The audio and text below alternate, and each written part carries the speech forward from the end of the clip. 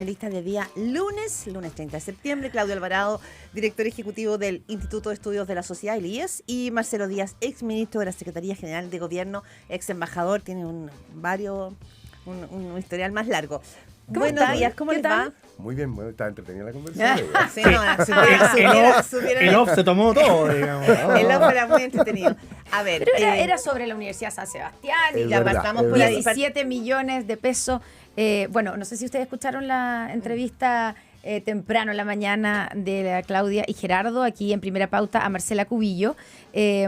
Y, claro, da la impresión que, porque en el fondo ya el tema ya no es los 17 millones, si son muchos, si es poco, pero se mete como la Universidad San Sebastián. Ayer sacó una declaración Hugo Lavado, el rector, que no había hablado durante harto tiempo, defendiendo de alguna manera, que Marcela Cubillos tenga este sueldo y su aporte, pero también habló uno de los miembros de los socios de la Junta Directiva de la Universidad San Sebastián, ¿cierto? Alejandro Pérez, donde reconoce también que era una situación única la de Marcela Cubillos. Y tal vez, y quiero poner ese tema, a ver si lo concuerdan ustedes o no, tal vez aquí el punto de discusión es sí, porque Marcela Cubillos habla mucho de la libertad y de que tiene la libertad de fijar los precios y que la universidad estableció que ella valía eso con todo el aporte que ha hecho, etcétera, etcétera, exministra, exconvencional.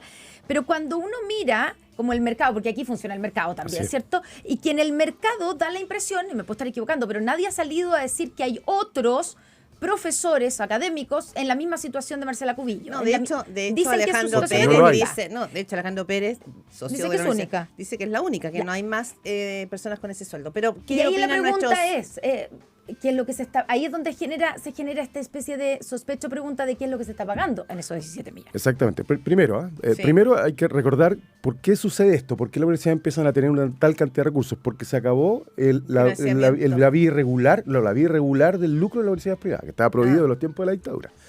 Y por tanto, la universidad, ese dinero que antes sacaban, ustedes recordarán que Joaquín Lavín reconoció que lucraba con la Universidad del Desarrollo cuando era ministro de Educación. Entonces sacaba esta fuente, las universidades quedan con muchos recursos, se arman centros de investigación o centros de estudio bien potentes en muchas universidades privadas, y se genera también esta suerte como de engrosamiento de una cierta área de la Universidad de San Sebastián en las que ingresa Marcela Cubillos. No hay ninguna explicación, porque no es solo un caso único en la Universidad de San Sebastián, es un caso único en Chile. De una persona con este perfil académico que no es de los más relevantes del mundo académico, es decir, no es que tenga PhD ni publicaciones relevantes. Ayer veíamos que no había ninguna publicación de ella significativa, ningún repositorio de investigaciones de ciencia social. Claudio sabe mucho más que yo sobre eso.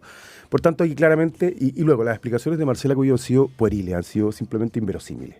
Aquí hay un financiamiento oblicuo de su actividad política y su rol en la Convención Constituyente y su rol en la política es un financiamiento ilegal de la actividad política. Eso es lo que hay detrás de los 17 millones de Marcela Cubillo. Claudio Alvarado.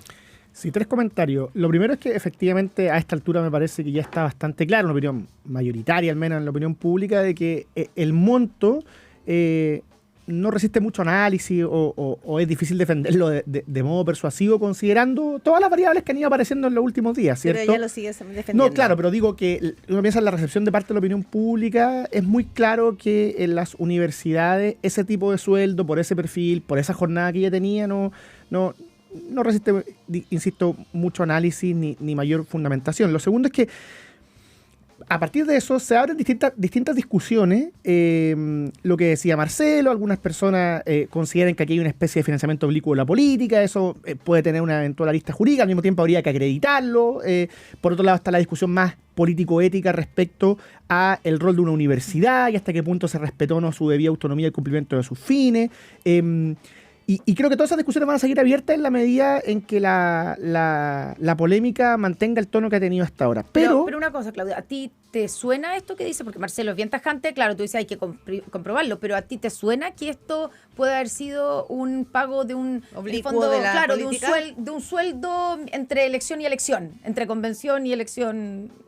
O sea, el monto es tan desproporcionado que por supuesto que es una hipótesis que no se puede descartar, pero al mismo tiempo, como esto implica, según cómo se plantee, imputar un delito, hay que ser muy cuidadoso, digamos. Así como yo digo que el monto me parece impresentable, tampoco tenemos claro a qué respondía ese monto, y hay que investigarlo y dilucidarlo, y ahí también la universidad, por supuesto, tiene un rol que cumplir y una manera adecuada de responder a la luz de los los requerimientos que han ido apareciendo la Superintendencia de Educación, en fin, las distintas cosas que están avanzando.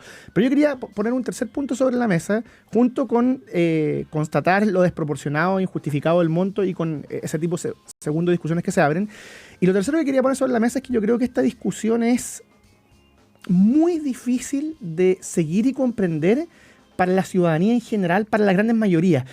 Por un lado, pienso en el tipo de cosas que decían Max Colodro ayer o María José Nodón el viernes o el sábado, en la tercera, en orden al contraste, ¿cierto?, entre lo que está pasando en el país y el tipo de prioridades que se toman en la agenda pública. Yo creo que ahí hay una dificultad muy grande para la ciudadanía. O sea, estamos con CESFAM atacado, estamos con niños muriendo, y el tema central del debate público yo creo que eso es complejo. Y por otro lado, los montos involucrados son montos que se alejan de cualquier tipo de medio o mediana de sueldo según como sea que la miramos. Entonces, ¿cuál es mi inquietud principal? Sin querer quitar ni un grado de importancia a que se debata sobre este tema, porque el monto es desproporcionado y, en fin, las cosas que hemos dicho. Pero ¿cuál es mi inquietud principal? Es que se sigue produciendo a ojos de la ciudadanía, se sigue ampliando la brecha entre las prioridades de la élite y su día a día, y yo creo que eso es caldo de cultivo para el peor de las cosas. No digo que sea culpa de los medios, por favor, porque los medios tienen que hacerse cargo de los temas que aparecen y que son relevantes y que son de interés público, pero es muy curioso que mientras la ciudadanía está angustiada por otro tipo de cosas, nosotros estemos hablando de un sueldo de este tipo. Yo me imagino que piensa la mayoría de la gente. La verdad es que me imagino la rabia pero que hay una cosa porque este es un argumento. Me entrevisté a un cierto político como Juan Pablo Luna, que la verdad es que es una persona súper destacada, y yo creo que tiene razón en un punto, que el sistema político dice, incluso los analistas, eso, la fractura entre la opinión pública, las prioridades, pero si uno sigue las encuestas de las últimas semanas, el caso Hermosilla para la ciudadanía es un caso que va o sea, la gente lo está mirando y le preocupa. Totalmente. Porque tiene relación con la confianza. Y el también. caso de los 17 millones de pesos también la gente lo busca, y la academia ayer lo muestra también, es decir, ojo, efectivamente la prioridad de la ciudadanía, por supuesto que tiene que ver con la delincuencia del CEFAM, pero este no es un tema que a la ciudadanía no le importe para nada. Marcelo. Yo quería ir en esa dirección. Sí, sin duda, ¿no? A la gente no se le ha olvidado que su preocupación principal hoy día es salir a la calle y no ser asaltada, o estar en su casa y no ser asaltada. Pero ve estos casos, porque se produce una fractura, pero la fractura agudiza la crisis pre-estallido social, es decir, de la sensación de que hay dos modos de vida, la inmensa mayoría del chileno y de una élite que fagocita al Estado o que vive prebendariamente el Estado. ¿Por qué afecta tanto a las instituciones? Porque afecta a la Corte Suprema, porque afecta a los ministerios públicos, fiscales que están siendo investigados por fiscales o exfiscales, porque afecta a abogados reputados, ¿no?, que han representado a todo el arco político de este país, porque afecta a instituciones que debiesen estar. Mira, la Universidad de Sebastián ya había tenido un conflicto a propósito de la construcción de ese edificio ahí en diagonal a la Escuela de Derecho de la Chile. Y de declaraciones antiguas de Cristian Baza, ¿te acuerdas tú del arquitecto? Exactamente. Cuando hablaba de estos niños como hijos de camioneros. Exactamente. Entonces, yo diría que eso profundiza la percepción de que la élite vive por sobre la ley, ¿ya?, y se beneficia de manera ilegítima del desarrollo de Chile. Y eso también genera una sensación, una fractura en la confianza, y yo creo que incrementa el malestar social, un malestar social que no ha sido resuelto por lo demás. Yo creo que uno puede tener sus interpretaciones sobre el estallido social, pero que había un malestar de fondo, un ruido de fondo que tenía que ver con la sensación de seguridad, de que no me alcanza la plata, de que la salud no llega oportunamente, etcétera. Eso sigue estando muy presente, y esto lo que hace es profundizar esa sensación de malestar. Entonces yo creo que la gente sí sigue sus preocupaciones por la seguridad de todos los días, y por el impacto que tienen casos como el de Hermosilla, y lo decías tú muy bien, el CADEM reconoce muy fuertemente cómo está presente en las producciones ciudadanas el caso Hermosilla, lo de Chadwick como segundo factor relevante, y estos 17 millones. Porque son, insisto, porque yo creo que yo he escuchado las declaraciones, por ejemplo, de Emil Matei, que es bastante diestra para las declaraciones, pero dio una declaración y se desdijo 2 horas después porque se dio cuenta que lo que está diciendo... No sé si se desdijo, si quiso precisar. ¿Qué es lo que quiso decir Emil Matei? Yo creo que se enredó. Intentó salir jugando sin pegarle... ¿Pero a favor o en contra de Marcela Cubillo? Quiero salir por el medio, y se dio cuenta que salir por el medio era tibio, y esa reacción tuvo una mala respuesta en la ciudadanía. Y terminó distanciando. Claudio, ¿cuál es tu interpretación de lo que quiso hacer Emil Matei? ¿En contra o a favor? ¿Nos puedes explicar o no? Sí, yo voy a utilizar la misma palabra que empleó Connie, digamos. A mí me parece que se enredó, porque en la primera declaración dice muchas cosas entre que no apuntan al foco central de la polémica y que no dicen mucho, Y luego me parece bastante obvio, dado que rectificó al poco rato después, que la conclusión debe haber sido, aquí estamos siendo muy ambiguos, muy equívocos, y claro, la declaración final termina distanciándose, me parece que claramente de Marcela Cubillos y el caso en cuestión. Pero yo, insisto, para volver al fondo, yo no digo aquí el problema es de los medios que ponen este tema en la agenda, porque obvio que el tema tiene interés público en sí mismo, pero me parece que con independencia de las interpretaciones diferentes que tengamos respecto a los antecedentes del estallido, hay un hecho claro, y el hecho claro es que ahí se diagnosticó por Moro y Cristiano una brecha entre política y ciudadanía, entre élite y ciudadanía. Me parece que lo que vino después solo aumentó esa brecha. Hoy día, digamos, la ciudadanía está más frustrada con la política, hemos conocido los fracasos de los procesos constitucionales, o sea, no es que la situación haya mejorado mucho en el camino. Y este tipo de casos, a partir del caso Hermosilla en adelante, me parece que solo agravan esa brecha, y en ese sentido, el equilibrio es difícil, porque obvio que este tema hay que darle la importancia que tiene, pero al mismo tiempo también es verdad que 4 o 5 días con la agenda tomada por un sueldo de este tipo, que además a la gente me parece que es insultante considerando sus rentas, es como otro mundo. Pero lo insultante no es discutirlo, no. si tanto es que alguien lo gane. No, yo creo que lo insultante es la mezcla de cosas, pero principalmente que la ciudadanía sigue percibiendo que aquellos que están llamados a intentar conducir los destinos del país están en otra. Por diversos motivos, digamos. Por diversos motivos. Yo solamente quiero poner el punto, sí. Tú dices, lo insultante es que lo gane.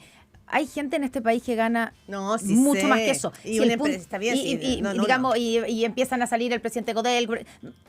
Aquí también hay que, porque es muy fácil caer en el populismo y en el análisis como moralista, etcétera.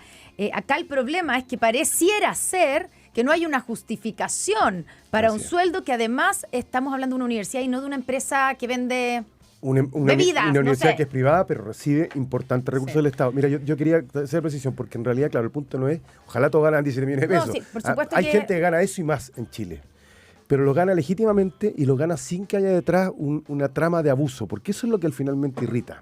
Porque aquí claramente... O un cuestionamiento, para ser justo, más que para no... Sí, porque no sabemos lo que es todavía. Bueno, ¿no? yo creo ya, a la luz de las explicaciones que se nos han dado, que no me parece ninguna plausible, ahí me voy a asilar en la declaración de Claudio, no hay explicación plausible que pueda justificar esta remuneración única en la Universidad de Sebastián, dicho por los propios ejecutivos de la universidad, ni en el resto del sistema universitario. Yo creo que detrás de eso hay un financiamiento alternativo y legal, probablemente, a política y a campaña. Eso es un abuso. Sí, abuso es que quería preguntarle una cosa breve, Claudio, pero bueno, dale, pero el tema de lo que ha pasado con esto en la derecha. Sí, dos cositas muy puntuales para cerrar lo que venimos conversando hasta ahora. Lo primero es que de los argumentos que se han esgrimido a mí de los más malos, me parece de comparar los sueldos de los profesores universitarios con los rostros de televisión o con cosas de ese tipo, porque estamos hablando de una universidad, digamos, no estamos hablando de cualquier cosa, y eso tiene sus propios deberes, su lógica, su fisonomía. Pero lo segundo que quería agregar, dicho eso, es que también encuentro inquietante, ojalá no ocurra, aunque en redes sociales y en algunas declaraciones ya lo hemos visto, que a partir de esto se caiga por parte de ciertos actores políticos a intentar meter todo en el mismo saco, como que todas las universidades privadas son iguales. O sea, de hecho, en la propia Universidad de San Sebastián consta que hay profesores haciendo muy bien su trabajo, muchos de los cuales que probablemente también están enojados. O sea, aquí hay que tener cuidado con una lógica que a mí me parece muy dañina, y que es, a partir de cualquier tipo de escándalo, tomar la peor versión posible, intentar ser mezquino, sacar el provecho propio, porque la verdad es que la educación particular universitaria, incluyendo cosas que hace la propia Universidad de San Sebastián, también es valiosa, digamos. Oye, hay un tema que en los argumentos de Marcela Cubillos la semana pasada, es que era esto finalmente una ofensiva del octubrismo y de la izquierda, y me ha llamado la atención, no sé cómo lo ven, lo de Hernán Larraín Mate, Ignacio Briones también, que Evópoli, que han criticado. Ignacio Briones ayer fue muy duro, decía: la autodefensa sin complejo de la candidata Cubillos no solo devalúa el ideal de libertad que supone responsabilidad y prudencia en vez de eslogan vacío, y menoscaba, decía él también, ideales de mérito y de rol público de la sociedad civil. Hay un choque de visiones en la derecha. Voy a partir por Claudio, y te paso la palabra. Sí, a ver, yo diría dos cosas. Por supuesto que en un porcentaje grande de actores políticos de la derecha hay incomodidad, ya sea porque discrepen de la justificación que ha dado Marcela Cubillo o porque encuentran el monto en sí impresentable o por ambos. Yo creo que, de hecho, si uno piensa, quienes han salido a defender la rajatabla son muy pocos los actores, la verdad. Pero lo que sí ocurre es que una vez que se constata ese hecho, también me parece que en cuanto a disposición a criticarla públicamente, juegan lealtades peor o mejor entendidas, mayor o menor distancia de su proyecto político. Entonces, claro, en el caso de Ignacio Briones y otros actores que tú mencionas, Claudia, me parece que están todas las combinaciones. O sea, por un lado, tienen diferencias de fondo y por otro lado, además, se sienten muy lejanas al proyecto político en cuestión. Pero si uno piensa, incluso en el presidente de la UDI, tampoco salió a defenderla. O sea, yo también tomaría nota de que hay poca defensa a nivel de actores políticos a todo lo que rodea el caso Marcela Cubillo. Marcelo Díaz. Bueno, yo creo que aquí también estoy de acuerdo con Claudio. Además, no nos olvidemos que ella llegó a ser candidata a alcaldesa mediante el sorpaso, es decir, vino, se impuso, desplazó a la... Hay varios que le tienen sangre en el ojo. Y que todos decían que detrás de esto había una operación que era instalarse en la elección presidencial próxima, cosa que yo creo que lo descartó feneció. ya. Y obvio, no tiene alternativa. Puede ganar en Las Condes porque es un electorado extremadamente ideologizado, Ella, muy, pero nos muy reportaba militante. con Gerardo que haciendo campaña estos días ha recibido un apoyo muy potente del electorado de Las Condes. No hay candidato que no diga lo contrario en tiempos de crisis. Pero puede ser, en todo caso. Pero entonces, dicho esto, yo valoro mucho las declaraciones de Ignacio Briones y de Hernán Larraín, ¿no? Sí, Larraín Mate, que siempre me confundo los apellidos. Sí, está bien. Porque yo creo que efectivamente, como dice Claudio, hay una cuestión de fondo. O sea, ella Marcela Cubillo intentó al principio una apelación a defender la libertad de trabajo, contratación, incluso advirtió a los demás, dijo, los que no defiendan hoy estos principios después se verán. Entonces también había una suerte de amenaza implícita, un discurso muy ideológico que quería asilarse en una suerte como de guerrilla contra una izquierda radicalizada que la hostilizaba, cuando en realidad era un problema mucho más de fondo. Yo creo que es bueno que incluso cuando en nuestros propios entornos cercanos hay cuestiones tan reprobables, yo creo que eso es lo que ha impedido que ella sea objeto de una solidaridad extendida y completa en su sector, haya quienes también levanten la voz, porque efectivamente ella trató de convertir este caso en una suerte de controversia ideológica en el país, y no lo es. No lo es un asunto que tiene que ver con otras cuestiones mucho más triviales que un debate sobre la libertad de contratación o de trabajo. Voló el tiempo. Sí, nos quedamos sin hablar de seguridad, de acusación constitucional, pero bueno. Para la próxima lunes, las acusaciones constitucionales siguen su curso, así que tenemos tiempo. No estaba pensando en la que los republicanos dijeron que presentaran en contra de Carolina Toa. Sí. Vamos a ver si sucede eso. Claudio Alvarado, director ejecutivo del Instituto de Estudios de la Sociedad del IES, y Marcelo Díaz, exministro de la Secretaría General de Gobierno, ex embajador también. Muchas gracias por estar aquí este lunes, cerrando el último lunes de septiembre. Cerrando, se nos fue septiembre. Se fue rapidísimo. Y se acabó el año. No viene Halloween primero. Ya, gracias. Gracias a usted. Chao, chao. Buenos días.